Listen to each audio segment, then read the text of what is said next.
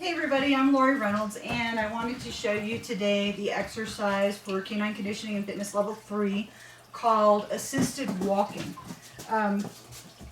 So the very first thing you guys have to teach your dogs is paws up on arm. So if you haven't taught them that yet, go ahead and review that video. It's out there. Once you've taught that, a couple of little things here. One is if you have really thin skin on your arms, I know some of us older folks do, you can wrap it with vet wrap or put a heavier jacket or something over it, because this is going to be them getting up and hanging onto your arm quite a bit. So you might want to protect the skin there. So first thing you have to teach is paws up on my arm. And once you've got that, stay there, Onyx. Once you've got that, then what you're going to do is slowly start asking the dog to take a couple of steps. What's up? What's up? Oh, good girl. So you're going to ask him to come a couple of steps, give him a cookie. Yes, good girl. I'm going to walk back towards the camera so you can see. Good girl. Good girl. And I want you to notice what happens when I move my cookie. If I move my cookie up here on my shoulder, what happens to her paws?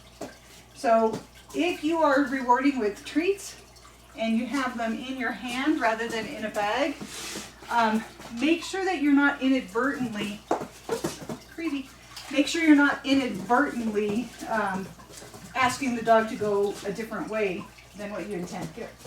All right, so we'll do that one more time with Onyx. Say. What's up? Good girl. So watch where my cookies help me. Yes. Good girl. And eventually, you guys, dogs can do this on their own if you really want them to. I would caution, this is not a trick for a dog with bad back, bad hips, or any kind of issues with their rear end. All right, so little dude, I'm gonna have to bend way over. What's up?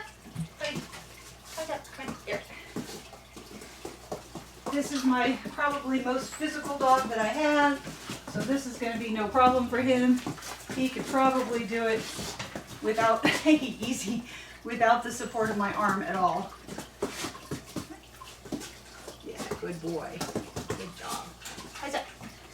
But don't do that to him unless they've done it before. We can go backwards, forward. All right, easy, easy. Good boy. And then the old dog, she actually knows how to do this without me, but for the sake of the video, I'll go ahead and show you with me helping her sit.